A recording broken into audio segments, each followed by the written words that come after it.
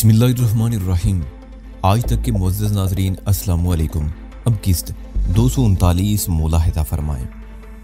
आप हमें थोड़ा सा ज़्यादा राह दे दें ताकि हम कराची तक बासानी पहुँच जाएं। बाकी सारी रकम। मैं दूसरे जुमले पर अपनी बात ख़त्म करके ज़ेरे लब मुस्कुराया था। थानेदार धीमे लहजे में बोला, बाबा ये इतना आसान नहीं जितना तुम समझ रहे हो। आपके लिए आसान और मुश्किल क्या है साईं? मैंने उसमें हवा भरते हुए कहा, केस इस थाने में है और आप यहाँ के बादशाह हैं। वो नीम रजामंद होते बोला, वो तो ठीक है बाबा, फिर भी बहुत सी बातों को देखना पड़ता है। पूरी रात पड़ी है। मैंने बेपरवाही से कहा, तमाम बातों को अच्छी तरह देख ले और सुबह हमें खुशी खुशी यहाँ से जाने की इजाजत दे दे। एक रात में क्या हो सकता है? वो उलझे हुए लहजे में बोला, फिर कितना वक्त चाहिए तुम्हें? मैं भी अब कारोबारी अंदाज में थानेदार से बात कर रहा था। वो बोला, सबसे पहले तो पंडित किशोरी लाल से रकम वसूल करने का मरहला है। आपके लिए ये कौन सा मुश्किल काम है? मैंने उसे बांस पर चढ़ाते हुए कहा, पुलिस वाले तो उगाई के माहिर होते हैं, वैसे भी पंडित स्मगलिंग के चक्कर में भी फंसा हुआ है। आप उस पर दबाव डालकर 50,000 तो क्या कहीं 50,000 निकलवा सकते हैं। एक लम्हे का वक़्फ देकर मैंने इजाफा किया, आप पता नहीं किस किस्म के थानेदार हो साईं। अगर आपकी कुर्सी पर मैं बैठा होता तो कब की ये डील मुकम्मल कर चुका होता। मेरी बात ने थानेदार को झुंझोड़ कर रख दिया। वो ताउन अमेज अंदाज में गर्दन हिलाते हुए बोला, अच्छा ठीक है, मैं पंडित को बुलाकर उससे बात करता हूँ। मैं मुतमईन हो गया कि अब बात बन जाएगी। हमें दोबारा हवालात में ले जाया जाने लगा तो मैंने थानेदार से कहा, साईं क्या आपकी नगरी में हम भूखे प्यासे मर जाएंगे? उसने निगाह उठाकर सवालिया अंदाज में मुझे देखा और कहा, क्या मतलब है आपका बाबा? मतलब ये है साईं कि हमने दोपहर के बाद से कुछ खाया पिया नहीं है। मैंने अपनी बात की वजाहत करते हुए कहा, बहुत जोरों की भूख लग रही है, खाने पीने का कोई बंदोबस्त हो जाए तो। वो मेरी बात मुकम्मल होने से पहले ही बोल उठा, हाँ हाँ बाबा, तुम्हें रात का खाना जरूर दिया जाएगा। हम मुतमईन अंदाज में कांस्टेबल के साथ चलते हुए दोबारा हवालात में आ गए। कांस्टेबल ने दरवाजा बंद करके ताला लगा दी और हमारी नजरों से ओझल हो गया। आधे घंटे बाद हमारा खाना हवालात में पहुंचा दिया गया। तंदूरी रोटियों के साथ मिक्स सब्जियों का सालन था जो किसी अनाड़ी बावर्ची की हुनरमंदी का मुंह बोलता शायकार था। मुंह बोलता इस तरह भी कि उसे खाने के बाद खाने वाला मुंह से कुछ न कुछ जरूर बोलता था, और ये बोलना बावर्ची की शान में कसीदे के अलावा और क्या हो सकता था। बहरहाल हमने सब्र शुक्र करके खाना अपने मेदों में उतारा और पानी पीने के बाद खाने के बर्तन हवालात के दरवाजे के पास रख दिए। मैंने दोबारा हवालात की दीवार से टेक लगा ली। हमारे पास घड़ी नहीं थी, ताहम मेरा अंदाजा था कि इस वक्त रात के 10 बजे होंगे। मुझे उम्मीद थी कि थानेदार पंडित को पटाने में जरूर कामयाब हो जाएगा। धनु भी खुद को खासा रिलैक्स महसूस कर रही थी। उसकी टखने की चोट में अब दर्द ना होने के बराबर रह गया था। फिर थानेदार से होने वाली मुलाकात भी खासी हौसला अफजा साबित हुई। इसी झैल में धनु ने मुझसे पूछा, वहीदान तुम्हारा क्या ख्याल है? थानेदार तुम्हारी तजवीज मानने पर तैयार हो जाएगा? मैंने कहा, मुझे तो पूरी उम्मीद है। पंडित किशोरी लाल थानेदार के चुंगल में फंसा हुआ है, वो दुम नहीं मार सकेगा। उस पर स्मगलिंग और गैर कानूनी तौर पर लोगों को बॉर्डर अबूर करवाने के संगीन तरीन इल्जामात है। इन इल्जामात के सिलसिले में ठोस सबूत भी मौजूद हैं। इस वक्त थानेदार पंडित से हर बात मनवाने की कोशिश में है। फिर पंडित कोई मुफ्त नादार फटीचर किस्म का आदमी भी नहीं है। वो इस गांव की एक साहिब हैसियत शख्सियत है। 50,000 तो वो खुशी खुशी थानेदार की हथेली पर रख देगा, बल्कि मेरा ख्याल है थानेदार उससे कुछ ज्यादा रकम निकलवाने की कोशिश भी करेगा। ये 50,000 तो पंडित को हर सूरत देना ही है। उसके पास ये रकम हमारी अमानत है। धनु ने कहा, ऐसा हो जाए तो अच्छा है, ऐसा ही होगा इंशाअल्लाह। मैंने पूरे एतमाद से कहा, वहीदान तुम्हें कैसा लग रहा है? अपने मुल्क में दाखिल होते ही तुम कदम कदम पर उलझनों में घिरते जा रहे हो। ये वक्ती परेशानी है धनु। मैंने कहा, हम बहुत जल्द इस मुल्क की आज़ाद फजा में सांस ले रहे होंगे।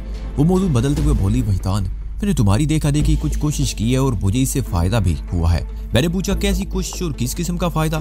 थोड़ी देर पहले जब तुमने मेरे टखने का मसाज किया था तो मुझे बड़ा सुकून मिला था। वो वजाहत करते हुए बोली, बाद में मैंने भी आलती पालती मार कर आंखें बंद करने के बाद अपनी सारी तवज्जो टखने पर मरकूज कर दी थी, और इस मसाज से मुझे वाकई खासी तमानियत का एहसास हुआ था। हाँ मैंने देखा था तुम्हें ऐसा करते हुए। मैंने इस बात में सारी लाते हुए कहा, इर्तिकाद तवज्जो से ऐसे छोटे छोटे शोबे दिखाए जा सकते हैं। चंद रोज की मशक से ये सलाहियत अपने अंदर पैदा की जा सकती है। तामची की बेदारी और उस कुव्वत का इस्तेमाल एक दूसरी चीज है, जिसके लिए बाकायदा किसी जानकार की निगरानी में मशकें करना पड़ती हैं। वो बड़ी तवज्जो से मेरी बात सुन रही थी। मैंने दानिस्ता उससे ये बात छुपा ली थी कि जब वो आलती पालती मारे ध्यान ज्ञान में मसरूफ थी तो मुझे बेइख्तियार उस पर प्यार आ रहा था। मेरी बात मुकम्मल होने पर धनु ने कहा, वहीदान हम जरा इस मुसीबत से निकल जाएं, फिर मैं तुम्हारी निगरानी में ची की मशकें शुरू कर दूंगी। मैंने कहा, धनु अगर हम अपनी पूरी जिंदगी का दयानतदारी से तजिया करें तो ये बात सामने आएगी कि हमारी जिंदगी का ज्यादा हिस्सा बदअमनी, उलझन और परेशानी में गुजरता है। खुशी, आराम, सुकून और फरागत के बहुत कम लम्हात हमारे हिस्से में आते हैं। इसलिए हमें किसी गैर तामीरी और मुस्बत काम का आगाज करने के लिए किसी खास मौके का इंतजार नहीं करना चाहिए। इस तरह हम बहुत सा वक्त जाया कर देते हैं। चुनाचे एक लम्हे की ताखीर से तुम्हें ये नए काम शुरू कर देना चाहिए। मुमकिन है कल हम आज से ज्यादा मुसीबत ज़दा हों। तुम कहना क्या चाहते हो वहीदान? वो हैरत से मुझे देखते हुए बोली। मैंने कहा ये ठीक है कि यहाँ हवालात में तुम ची की बेदारी की मशकें नहीं कर सकती हो, और खास तौर पर यह वक्त भी गैर मौजू है क्योंकि अभी थोड़ी देर पहले हमने खाना खाया है। ची की मशकें हमेशा खाली पेट की जाती हैं। लेकिन मैंने एक लम्हे का तवक्कुफ किया, फिर बात जारी रखते हुए बोला, लेकिन किसी भी प्रैक्टिकल से पहले थ्योरी पढ़ना जरूरी होता है। हाँ ये तो तुम बिल्कुल दुरुस्त कह रहे हो। धनु जल्दी से बोल पड़ी। मैंने कहा जब तक तुम्हें पूरे सुकून से मशकें करने का मौका नहीं मिलता तुम थ्योरी को ही अजबर कर लो। मैं तुम्हारी तरबियत अभी से शुरू कर देता हूँ। वो सीधी होकर बैठ गई और पूरी तवज्जो मेरी आवाज पर मरकूज कर दी। उसी वक्त हवालात के दरवाजे पर वो कांस्टेबल नमूदार हुआ जो हमारे खाने लेकर आया था। उसने दरवाजा खोले बगैर खाली बर्तन हवालात की सलाखों में से अंदर हाथ डालकर उठा लिए। जब वो जाने के लिए मुड़ने लगा तो मैंने उसे मुखातिब करते हुए पूछा, साईं क्या पूरी रात हम यूं ही बैठे सर्दी से ठिठुरते रहेंगे? कोई चादर या कंबल वगैरह नहीं मिलेगा? रात यूं जो बीत रही थी फदा की खुनकी में इजाफा होता जा रहा था। मुझे अपनी तो परवाह नहीं थी। मैं एक लंगोट में बर्फ की सिल पर बैठकर भी पूरी रात नाइस सुकून से गुजार सकता था। लेकिन धनु इस किस्म की सख्ती सहने की मुतहम्मिल नहीं हो सकती थी। अगर जब वो सर्द पहाड़ी इलाके की रहने वाली थी उसने बुंदेल कुंड की इबादतगाह में सर्द तरीन मौसम भी बर्दाश्त किया होगा। ये कदीम बुद्ध इबादतगाह एक दरिया के किनारे पर वाक़ है और पहाड़ों में घिरी हुई है। अगर खटमंडू से बागमती की जानिब जाएं तो ये बुद्ध इबादतगाह उन दोनों मुकामात के दरमियान सड़क से 6-7 किलोमीटर हटकर वाक़ है। लेकिन यहाँ मसला दूसरा था। दिन और रात में मौसम के तेवर बिल्कुल बिलक्स होते। सहरा का दिन इंतहाई तपता हुआ और जुलसा देने वाला होता है और रात का इब्तदाई हिस्सा मोतदिल होता है, मगर जैसे जैसे रात आगे सिरकती है ठंडक बढ़ने लगती है, हत्ता कि रात के पिछले पैर शदीद सर्दी हो जाती है। फिर सबसे अहम बात यह थी कि तनु का एक टखना बुरी तरह मुतासर हो चुका था और वो गुज़िश्ता एक लम्हे के लिए भी नहीं सोई थी। मैंने इन्हीं तमाम हकायक की रोशनी में तनु के लिए किसी ओढ़नी का बंदोबस्त करने के बारे में सोचा था। कांस्टेबल ने मेरी बात का मुस्बत रद्द अमल पेश किया और थोड़ी देर बाद वो चेकदार एक बोसीदा सी चादर लेकर मेरे पास आ गया। मैंने हवालात की सलाखों में से वो चादर पकड़ दी और कांस्टेबल से पूछा, थानेदार साहब क्या कर रहे हैं? उसने जवाब दी, वो पंडित किशोरी लाल के साथ किसी किस्म के मुज़ाकरात कर रहे हैं। मैं बड़ी वजह से समझ गया कि इन मुज़ाकरात की नोयत क्या होगी। कांस्टेबल के जाने के बाद मैंने वो खस्ता हाल चादर धनु को उड़ा दी और गुफ्तगू का सिलसिला जहाँ से टूटा था वहीं से जोड़ते हुए कहा, धनु ची की कुव्वत पेट के ज़ेरी हिस्से में नाव के करीब ख्वाबीदा हालत में मौजूद होती है। उसको जगाने के लिए सांस की मखसूस किस्म की मशकें करना पड़ती हैं। वो मशकें मैं अमली तौर पर तुम्हें उस वक्त बताऊंगा जब तुम इस मैदान में बाकायदा कदम रख दोगी। जब ची एक मखमूर अंगड़ाई लेकर बेदार हो जाए तो फिर सबसे अहम मरहला उसको संभालने का होता है। वो किसी सरकश घोड़े के मानिंद आसानी से काबू में नहीं आती। उसे बाकायदा लगाम देना पड़ती है, वरना वो दिमाग की तरफ सफर करके बेइंतहा तबाहकारी मचा सकती है, जिसमें सबसे ज्यादा खतरा मशकें करने वाले इंसान की जान को होता है। तनु ने एक जुरजुरी ली और बोली, फिर तो ये बहुत खौफनाक कुव्वत है। घबराओ नहीं। मैंने उसका कंधा थपकते हुए बात जारी रखी। ये खतरनाक और नुकसानदेह सिर्फ उन लोगों के लिए साबित होती है जो बगैर किसी रहनुमा के उल्टी सीधी मशकें करना शुरू कर देते हैं। उनमें ज्यादा तादाद उन नौजवानों और जवानों की है जो बाजार में मौजूद किताबों की मदद से इस कुव्वत को तस्खीर करने की कोशिश करते हैं। तुम आसानी के लिए यूं समझ लो कि ची को बेदार करने वाली मशकें सिर्फ और सिर्फ एहतियात और मुनासिब रहनुमाई का तकाजा करती हैं। अगर कोई शख्स किसी माहिर की निगरानी में ये मशकें करे तो बेशक वो बहुत आसानी से अपने मकसद में कामयाब हो जाता है। ची को बेदार करने में कमोबेश कितना अरसा लग जाता है? धनु ने एक अहम सवाल किया। मैंने बताया ये मुद्दत हर शख्स के लिए मुख्तलिफ होती है। 2 माह से लेकर 2 साल तक लग सकते हैं और बाद इंसान ऐसे भी होते हैं जो जिंदगी भर कोशिश करते रहते हैं और हर बार नाकाम रहते हैं। ऐसा क्यों होता है? धनु एक बात ज़हन में बिठा लो। मैंने उसके चेहरे को गौर से देखते हुए कहा, ये सारा खेल लगन और इर्तिकाज का है। जिन लोगों में इन 2 चीजों या इनमें से किसी एक चीज का भी फुकदान होता है वो सारी उम्र सर पटकते रह जाते हैं मगर उन्हें कुछ हासिल नहीं होता। धनु ने एक अहम नुक्ता उठाया, वहीदान तुम्हें इस मकसद में कामयाबी हासिल करने में कितना अरसा लगा था? मैंने बताया अरसा सिर्फ 50 दिन यानी 2 माह से भी कम। उसकी हैरत भरी आवाज उभरी। मैंने कहा, धनु इसमें मुझसे ज्यादा कमाल मेरे उस्ताद का था। मास्टर रैंक भाई बहुत बुलंद पाया रूहानी और जिस्मानी उलूम का माहिर था। तुम कितने खुशकिस्मत हो वहीदान, वो हजरत अमेज लहजे में बोली। फिर अपने अज़म और अंदाज में कहा, खैर मैं भी कुछ कम खुश नसीब नहीं हूँ। मुझे तुम्हारे जैसा दोस्त और उस्ताद हासिल हो गया है। मैं भी जरूर अपने मकसद में कामयाब हो जाऊंगी इंशाअल्लाह, मैंने दुआइया अंदाज में कहा। धनु की आंखों में सुर्खी के डोरे तैरने लगे। ये नींद और बेआरामी का नतीजा था। गुज़िश्ता पूरी रात एक किस्म के एडवेंचर में गुजरी थी। हम दोनों एक लम्हे के लिए भी नहीं सो सके थे। मैं खुद भी अपने जिस्म में तनाव और थकन महसूस कर रहा था। ताम मेरा जागते रहना जरूरी था, इसलिए मैंने धनु से कहा, रात आधी से ज्यादा गुजर चुकी है, तुम्हें सो जाना चाहिए। और क्या तुम जागते रहोगे? उसने कहा, हाँ ये तो करना ही पड़ेगा। मैंने कहा। वो बोली, तुम भी तो थके हुए हो। मेरी बात दूसरी है। मैंने कहा, दूसरी क्यों है? वो अपनी फितरी शौकी से बोली। हर बात बताना जरूरी नहीं होता। मैंने मीठी सरजश की। उसने पूछा, फिर क्या जरूरी होता है? तुम बाज नहीं आओगी धनों की बच्ची, मैंने डांटने वाले अंदाज में कहा। अब बोलना बंद करो। बोलना बंद कर दूंगी तो फिर क्या करूं? वो शरारत पर तुली बैठी थी। मैंने चिल्लाकर कहा, सो जाओ, और वो वाकई सो गई। मेरी नजर दिए की लू पर जमी हुई थी। रात का अंधेरा होते ही कांस्टेबल ये दिया हवालात के कमरे में छोड़ गया था। मैं संगी दीवार से सर टिकाए यकटक दिए की लू को देख रहा था। मेरे नजदीक की धनु बोसीदा चटाई पर खस्ता हाल चादर ओढ़े गहरी नींद सो रही थी। इस वक्त हम जिस सूरत से गुजर रहे थे वो ना तो इत्मीनान बख्श थी और ना ही आराम दे। मगर वो क्या कहते हैं कि नींद तो सूली पर भी आ जाती है। मेरी आंखें भी बोझल हो रही थी। मुझे खुमार का सा एहसास हो रहा था। दिए की लू देखते हुए मुझे यूं महसूस हो रहा था जैसे दिए की हरारत मेरी आंखों के रास्ते जिस्म में उतर रही हो। कुछ देर बाद मैं इसी कैफियत में रहा। फिर मुझे अपना बदन तपता हुआ महसूस होने लगा। वाकईतन दिए की लू से खारिज होने वाली लाइट एनर्जी मेरे जिस्म में उतरकर उसका दर्जा हरारत बढ़ा रही थी। यकायक मुझे यूं लगा जैसे दिए की लू ने फैलना शुरू कर दिया हो। वो नन्ही सी लू बड़ी तेजी से अपने हुजम में इजाफा कर रही थी, मगर उसकी शक्ल और साख्त में कोई तब्दीली नहीं आई थी। यही कहा जा सकता है कि नन्ही लू ने दियो कामत इख्तियार कर ली थी। मैं लू के बढ़ते हुए साइज को बड़े ध्यान से देख रहा था कि एक अजीब सा तमाशा शुरू हो गया। उस देव कामत लो में से एक इंसानी पैकर नमूदार हो रहा था। मैं यकटक नजर जमाए उस पैकर को तके चला जा रहा था। जब उसके खदोखाल नुमाया हो गए तो मेरे सीने से एक गहरी सांस खारिज हुई। वो मलकूती हुस्न की मालिक नील करी थी।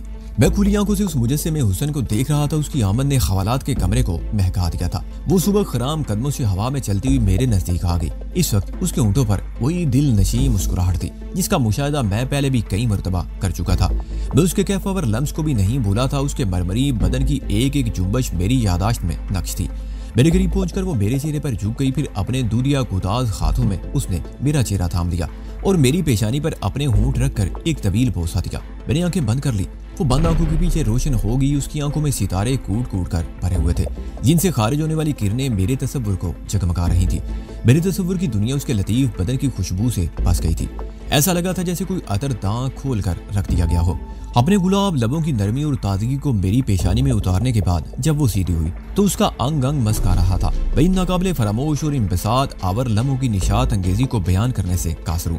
नीलगरी के नूरानी पैकर के साथ जिंदगी लिकोरे लेती महसूस होती थी। जब वो बोलती तो ऐसा लगता जैसे जल तरंग बज उठे हो। उसकी आवाज अपनी तमाम तर नगमगी के साथ समात के रास्ते मेरी रूह में उतर रही थी।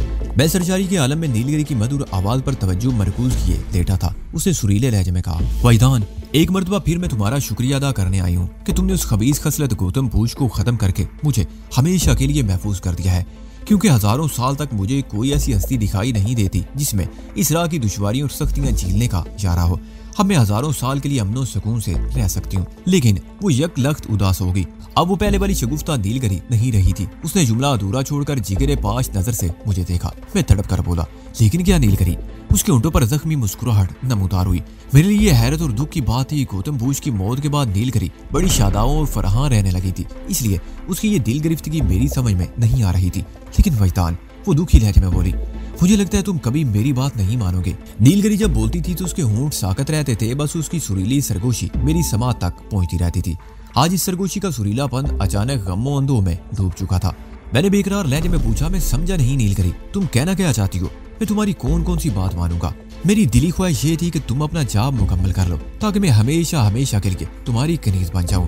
मगर तुमने कभी इस तरफ ध्यान देने की कोशिश ही नहीं की और अब तो मुझे ये और भी नामुमकिन नजर आ रहा है। क्योंकि उसने एक मरतबा फिर जुमला अधूरा छोड़ दिया। मैंने पूछा, अब ऐसी क्या बात होगी नीलगरी? अब तुमने अपनी धरती पर कदम रख दिया है। वो धीरे से बोली, इससे क्या होता है? बहुत कुछ होता है वहीदान। वो मानी खेज अंदाज में बोली, मैं तुम्हारी बातें समझने से कासिर हूँ नीलगरी। मैंने उलझे हुए अंदाज में कहा, जरा वज़ाहत से और आसान अल्फाज में मुझे समझाने की कोशिश करो। वो चंद लम्हों तक खामोश रही, फिर साकत लबों से सरगोशियाना अंदाज में बताने लगी, वहीदान, तुम मुसलमान हो। तुम्हारी रगों में मुसलमान वालिदैन का खून है। मुसलमान जाप और मंत्र वगैरह को अच्छा नहीं समझते। और जब से तुमने अपने मुल्क की जमीन पर कदम रखा है, मैं महसूस कर रही हूँ कि तुम अपने माजी से नाता तोड़ते जा रहे हो। तुम्हारे अंदर का मुसलमान अंगड़ाई लेकर बेदार हो रहा है। अब मुझे नहीं उम्मीद कि तुम कभी अपना जॉब मुकम्मल करने की कोशिश करो, इसलिए मैं पूरी तौर पर तुम्हारे तसर्रुफ में नहीं आ सकूंगी। लेकिन तुम बार बार अपनी बात को अधूरा क्यों छोड़ देती हो नीलगरी? छोड़ो, रहने दो। वो जान छुड़ाने लगी। नहीं, तुम्हें बताना होगा, मैंने इसरार किया। वो चलने में खामोश रहने के बाद बोली, तुमने मेरी दी हुई माला की हिफाजत नहीं की। उसकी आवाज में शिकवा था। वो बात दरअसल ये है नीलगरी, मैंने जल्दी से कहा, माला की गुमशुदगी में मेरा कोई कसूर नहीं। हम एक ऐसी सूरत हाल से दो चार थे कि हमें अपना भी होश नहीं था। ठीक है, ठीक है। वो अचानक संजीदा हो गई। मैं जानती हूँ, मगर दुख की बात यह है कि तुम्हें इस यहाँ पर कोई अफसोस भी नहीं रहा। तुमने इसी दौरान में एक मर्तबा भी शिद्दत से माला की जुदाई के बारे में नहीं सोचा। मैं अपनी इस कुताई पर नादुम नहीं करी। मैंने खलूस दिल से कहा, तुम तो जानती हो हम यहाँ आते ही किन हालात का शिकार हो गए हैं। मैं कोशिश करूंगा कि दोबारा उस रेगिस्तान में जाकर माला को तलाश करूं। उसकी जरूरत नहीं वैतान, वो उदास मुस्कुराहट होंठों पर सजाते हुए बोली। वो माला मेरे पास पहुंच चुकी है। मैं अपनी चीजों की हिफाजत करना बखूबी जानती हूँ। कहाँ है वो माला? मैंने बेसाख्ता पूछा। मैंने बताया ना, वो मेरे पास है। मुझे नहीं दोगी? नहीं, वो मुस्कुराते हुए कतियत से बोली। क्यों, नाराज हो? मैं तुमसे नाराजगी का तस्वुर भी नहीं कर सकती, फिर माला देने में तरद्दुद क्यों? वो ठहरे हुए लहजे में बोली, तुम्हें उस माला की हाजत नहीं है। क्या किसी को दिया हुआ तोहफा वापस लिया जाता है? मैंने पूछा। वो बोली, मैंने वो माला तुमसे वापस नहीं ली, बल्कि हकीकत यह है कि तुम उस तोहफे की हिफाजत नहीं कर सके। इस कोताही के लिए मैं शर्मिंदगी का इजहार कर चुका हूँ नीलकरी। मैंने कदरे सख्त लहजे में कहा। अगर उसे तुम्हारी तशफी नहीं हुई तो मेरे लिए कोई सजा मुकर्रर कर दो। वो शाकी लहजे में बोली, कैसी बातें करते हो भाईजान? मैं तुम्हें कोई सजा देने के बारे में भला कैसे सोच सकती हूँ? मेरी तो शदीद तरीन तमन्ना ये थी कि तुम्हारी कनीज बनकर मैं तुम्हारे कदमों में रहूं, लेकिन ऐसा मुमकिन नहीं है। अब मैं किसी दूसरे तरीके से तुम्हारा कुर्ब हासिल करती रहूंगी। तुम तो बहुत डराने वाली बातें कर रही हो नीलकरी। डरो मत भाईजान। वो मानी खेज अंदाज में मुस्कुराई। डरने से कुछ हासिल नहीं होगा। तुम मर्द हो, मर्द के बच्चे हो, मर्दानावार हालात का मुकाबला करो। मैंने जिंदगी भर मर्दानावारी हालात की आंखों में आंखें डालकर वक्त गुजारा है। मैंने मजबूत लहजे में कहा, और ये बात तुम्हें अच्छी तरह मालूम होगी। तुम महान शक्ति हो, हिमालय की तराइयों में मुकीम एक पुरस्रार कुव्वत हो। वो अपनी सराईदार गर्दन को इस बात में हिलाते हुए बोली, हाँ मैं सब कुछ जानती हूँ। मैं हिमालय की शक्ति हूँ। मुझे हासिल करने के लिए पंडित, योगी और साधु अपनी जिंदगी मुश्किल और कठिन जापों की नजर कर देते हैं, मगर चूंकि उनकी नीयत में खोट होता है, वो मुझे अपनी बरतरी मनवाने के लिए हासिल करना चाहते हैं। नूह इंसानी को अपने कदमों में झुकाने के लिए ख्वाब देखते हैं, इसलिए वो अपने मकसद में कामयाब नहीं होते। लेकिन तुम, वो जुमला अधूरा छोड़कर खामोश होगी। फिर चंद लम्हों बाद खुद ही बात जारी रखते हुए कहने लगी, तुमने मुझे हासिल करने की कोशिश नहीं की, बल्कि तुमने मुझे एक मगरूर शख्स के कब्जे में जाने से बचाया है। मैं उसके लिए जिंदगी भर तुम्हारी शुक्रगुजार रहूंगी। तुमने कहा मुझे तुम्हारी जिंदगी के बारे में अच्छी तरह मालूम होगा। हाँ, मैं तुम्हारी जिंदगी का एक एक लम्हा जानती हूँ। तुमने बचपन से नौजवानी और फिर जवानी तक एक जंग लड़ी है, बल्कि जंग लड़ रहे हो, और आइंदा भी जिंदगी भर ये जंग लड़ते रहोगे। ये नेकी और बदी की जंग है। इस जंग में मिलाकर फतेह नेकी ही की होती है, मगर कठिनाइयों और मुश्किलों से गुजरने के बाद फैजान तुम एक सच्चे इंसान हो, नेकी के अलम बरदार हो। इसलिए फतह व कामरानी और नुसरत व शामानी हमेशा तुम्हारे कदम चूमेगी। मगर वो एक मरतबा फिर बात अधूरी छोड़कर मुझे देखने लगी। उसका वजूद साकत था, लेकिन जब वो बोलती तो लगता था उसके अंदर कोई नादीदा कुव्वत, कोई सरगर्म हरारत मुअज्जन हो। उसका हर अज़ू खामोशी की जबान बोलता था। वो बात के मफहूम और अहमियत के मुताबिक अपने चेहरे के तासरात में तब्दीली ले आती थी। कभी वो बहुत गमज़दा और मलूल नजर आने लगती, दिल गिरफ्ता और आजरदा दिखाई देने लगती। कभी वो संजीदा और शिकवा का नाम बन जाती, और कभी कभी खुली पड़ रही होती। उसकी मलकूती मुस्कुराहट से फूल झड़ते थे। उसका अंदाज अपने अंदर गुल अफशानी की खासियत रखता था। वो एक रूह परवर निजारा थी। हुस्न की हर अदा उससे आश्कारा थी। इस मर्तबा नीलगिरी की खामोशी को मैं ना समझ सका। बेइख्तियार मैंने पूछा, तुमने मगर पर अपनी बात को रोक दिया है, क्यों नीलगिरी, ऐसा क्यों? वो मदबराना अंदाज में संजीदा हो गई। फिर किसी मुफक्कर किसी लहजे में बोली, फैतान तुमने जिंदगी के तकरीबन तमाम शोबों का तजर्बा हासिल कर लिया है, लेकिन एक शोबे के बारे में तुम्हारी मालूमात सिफर के बराबर है। वो कौन सा शोबा है नीलकरी? मैं मुतअज्जब नजर से उसे देखने लगा। वो शोबा है औरत। क्या मतलब है तुम्हारा? मैं उलझ गया। मेरा मतलब है कि तुम औरत के मिजाज, उसकी फितरत और उसकी आदत के बारे में कुछ ज्यादा नहीं जानते। वो फलसफियाना अंदाज में बोली। मैंने बदस्तूर उलझे हुए लहजे में कहा, जरा वजाहत करो। वो बोली, मेरी एक बात ज़हन में नक्श कर लो वैतान, औरत के पीछे जितना भागोगे ये तुमसे दूर होती जाएगी, और अगर तुम औरत से भागोगे तो ये तुम्हारे ताक़ुब में लगी रहेगी। मैं तबान मिजाजन और साख्तन एक औरत हूँ, इसलिए ये बात मैं ज्यादा बेहतर तौर पर जानती हूँ। तुम्हारे लिए मेरा मशवरा ये है कि अपने रवैये में तवाज़ुन कायम करो। कायनात की हर शय का वजूद तवाज़ुन पर कायम है। अगर किसी चीज में ज्यादा अरसे तक तवाज़ुन का फुकदान रहे तो वो टूट फूट जाती है, तबाह व बर्बाद हो जाती है, उसका वजूद बाकी नहीं रहता। अगर तुमने अपने रवैये में तब्दीली ना की तो यहाँ तक पहुंचकर वो खामोश हो गई। मैंने उससे ये नहीं पूछा कि तो क्या, मैं उसकी बात की गहराई तक पहुंच गया था। वो बहुत गहरी थी, इसलिए गहरी गहरी बातें करती थी। मेरे जहन में उस रात का मंजिर घूम गया जब काठमांडू के रत्ना पार्क में मुझे नीलगिरी का टूटा हुआ मुजस्मा मिला था। क्रिस्टल का वो मुजस्मा साफ और शफाफ मुजस्मा 2 हिस्सों पर मुश्तमिल था। मैं उन दोनों हिस्सों को उठाकर अपने घर ले आया और उन्हें स्कॉच टेप की मदद से जोड़कर मुजस्मे को मुकम्मल कर दिया था। फिर रात के आखिरी पैर वो मुजस्मा दुनिया की हसीन तरीन औरत का रूप इख्तियार कर गया था। नीलगिरी का हुस्न जमाल वाकई लाजवाब और बेमिसाल था। वो इस दुनिया की नहीं लगती थी। मैं एक ट्रांस की इसी कैफियत में नीलगिरी को देख रहा था। वो रोशनी का पैकर थी और फजा में मुअल्लक थी, जैसे उड़ते उड़ते साकत हो गई हो। तैरते तैरते थम गई और बहते बहते रुक गई हो। चंद लम्हात के तवक्कुफ के बाद उसके साकत अहमरी होठों की खामोश सरगोशी मेरी समात में गूंजने लगी। वो अपनी शीरीं आवाज का रस मेरी रूह पर टपका रही थी, जिसकी मिठास से मेरे कलबो नजर पर वजद का सा आलम तारी था। वजदान, कुदरत ने इंसान को एक मखसूस फितरत पर पैदा किया है। औरत और मर्द को एक जोड़े की शक्ल दी है। फितरत का तकादा यही है कि औरत और मर्द जोड़े की सूरत में जिंदगी बसर करें। याद रखो, कायनात की कोई भी चीज अपनी फितरत के खिलाफ ज्यादा अरसे तक नहीं रह सकती, उसे नीस्तो नाबूद होना पड़ता है। तुम मेरी बातों का मतलब समझ रहे हो ना वजदान? मैंने किसी सैरज़दा मामूल की तरह इस बात में सारी ला दिया। वो अपना शीरीं कलाम जारी रखते हुए बोली, मैंने ये तमन्ना की थी कि तुम्हारी कनीज बन जाऊं, मगर अपनी असली शक्ल में अब मुझे ये मुमकिन नजर नहीं आता। मुझे कोई दूसरी सूरत इख्तियार करना होगी। मैं मुकम्मल तौर पर तुम्हारी बन जाने से पहले तुम्हें बेइंतहा व बेपनाह शक्तियों का मालिक बनाना चाहती हूँ। वो पूरी इसरार माला इसी सिलसिले की पहली कड़ी थी, लेकिन वो एक तवील नरम व गर्म सांस खारिज करते हुए बोली, फैजान, तुम मुख्तलिफ मुनफरिद मर्द हो। पूरी इसरार शक्तियों वगैरह को तुम ज्यादा अहमियत नहीं देते हो, बल्कि अपने जोरे बाजू पर भरोसा करते हो। तुमने तो मास्टर हैंग पाई की दी हुई शक्ति यानी ची से भी खातर ख्वाह इस्तेफादा नहीं किया, बस इत्तफाक ही से 2-4 मरतबा उसे इस्तेमाल में लाए होगे। तुम दरअसल एक अमली इंसान हो। प्रैक्टिकल लोगों का ये मसला होता है कि वो दूसरों पर इंहिसार करने की बजाय अपनी सलाहियतों पर भरोसा करते हैं। तुम एक बासलाहियत और नेक नीयत इंसान हो। बदी के खिलाफ नेकी का साथ देते हो, जालिम के मुकाबले में मजलूम की दस्तगीरी करते हो। बस तुम्हारी इन्हीं अदाओं ने तो मुझे घायल किया है वैतान। मैं तुम्हारी गर्विदा हो गई हूँ। मैं तुमसे दूर नहीं रह सकती और अपनी असली शक्लो सूरत में तुम्हारे करीब नहीं आ सकती, क्योंकि तुमने अपना जाब मुकम्मल नहीं किया और ना ही कभी मुकम्मल करोगे। जाब मुकम्मल किए बगैर हमारा मिलाप नहीं हो सकता। तुम्हें मेरी तलब हो या ना हो, लेकिन तुम मेरा मतलूब हो। मैं अपनी असल शक्ल में ना सही किसी दूसरी सूरत में तुम्हारा कुर्ब हासिल कर सकती हूँ। यहाँ तक पहुंचकर नीलगरी दिल अवेज अंदाज में मुस्कुराई। उसकी मुस्कुराहट में कोई ऐसी बात थी कि मेरे रोंगटे खड़े हो गए। मैंने लरजीदा लहजे में पूछा, आखिर तुम क्या करने का इरादा रखती हो नीलगरी? तुम्हारे अज़ाइम तो मुझे खासी खौफजदा करने वाले महसूस हो रहे हैं। रोशनी को स्पैकर नीलगरी की आंखों की चमक में बेपनाह इजाफा हो गया। वो खामोश लबों से गोया हुई तो मेरी समात में नकरई घंटियों की गुनगुनाहट बहुत दूर तक उतरती चली गई। फैतान, सारी दुनिया के योगी, साधु, पंडित और ज्ञानी मुझे हासिल करने के लिए सर धड़ की बाजी लगाए हुए हैं, लेकिन मैंने खुद को तुम्हारे लिए मखसूस कर दिया है। मैं तुम्हारी सुबह महकाऊंगी, रातें चमकाऊंगी और खलूतें गरमाऊंगी। तुम मुझे अपने बिस्तर की शिकनों में पाओगे। मैं लहू बनकर तुम्हारी नस नस में दौड़ूंगी। मैं हैरतज़दा सा नीलगरी को देख रहा था। वो एक अंदाजे दिल रुबाई से मुस्कुराई और बोली, फैतान, मुझे देख लो, बहुत अच्छी तरह गौर से देख लो। मैं अपनी असली शक्ल और सूरत में तुम्हारे सामने मौजूद हूँ। आज के बाद तुम मेरी असल सूरत नहीं देख सकोगे। इस शक्ल में ये हमारी आखिरी मुलाकात है फैतान। ऐसा ना कहो नीलगरी, मैं तड़प कर बोला। वो अपनी धुन में बोलती चली गई, फैतान, आज के बाद मैं नए रंगो रूप में, नए बैरूफ में तुम्हारे सामने आया करूंगी। जब भी कोई औरत तन्हाई में तुम्हारा कुर्ब हासिल करना चाहेगी तो तुम उसके अंदर नीलगरी को पाओगे। हर औरत में, बहर सूरत मैं तुम्हें हासिल करती रहूंगी। मैंने लुबना ज़दा लहजे में कहा, तुम इतनी खतरनाक हो सकती हो नीलगरी, ये तो मैंने कभी सोचा भी नहीं था। वो खामोश लबों से मुस्कुराई और हवा में तैरते हुए मेरे इंतहाई करीब आ गई। फिर मेरी आंखों में बहुत दूर तक झांकते हुए बोली, जो बात इंसान ने कभी सोची नहीं होती, कभी ना कभी उसे सोचना पड़ती है। अपनी बात खत्म करते वो नहायत आहिस्तगी से मेरे पहलू में लेट गई। मैंने मुखलाए हुए अंदाज में कहा, तुम हद से बढ़ रही हो नीलगरी, और तुम ख्वाह मुखार डर रहे हो वैतान। वो मेरी पसलियों पर अपना मलकूती चेहरा रगड़ते हुए बोली। मैं सन्नाटे में आ गया। फिर कमजोर से एहतजाजी लहजे में कहा, ये क्या बेहूदगी है? ये बेहूदगी नहीं है, खुशनुदगी है। मैंने घबरा कर आंखें खोल दी। मैं हवालात की उसी कोठरी में संगीन दीवार से सर टिकाए लेटा था। भट्टी के तेल का दिया अपनी जगह पर असली हालत में रोशन था।